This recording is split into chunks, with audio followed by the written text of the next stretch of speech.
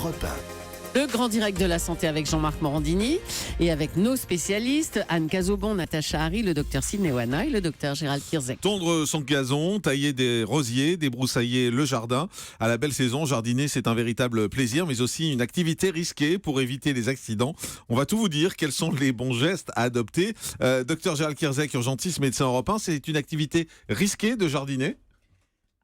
Moi, j'ai un biais de sélection. Forcément, les gens que je vois aux urgences et qui ont fait du jardinage, avec les accidents, on va dire que c'est risqué. Après, globalement, il y a énormément de gens qui disposent d'un jardin, qui ont au moins la main verte sur un balcon, qui vont bricoler. Et heureusement, tout le monde ne va pas se blesser. Mais chaque année aux urgences, quand on regarde un peu les statistiques, il y a plus de 250 000 personnes qui viennent liées à un accident de jardinage ou de bricolage. Alors, c'est un moment de plaisir, c'est un moment de détente et c'est parfois un moment un peu de relâchement où on n'a pas les mêmes précautions qu'on prendrait sur une activité. En plus, on a un peu moins l'habitude, la saison redémarre, on a peut-être perdu les bons réflexes et c'est là où, quand cette attention se relâche, on peut avoir un certain nombre d'accidents. Quels sont les risques les plus fréquents dans un jardin ? Il y a tous les risques de chute, les risques d'électrisation, les risques avec les appareils à lame, les projections de cailloux. On a des patients qui ont des blessures à l'œil.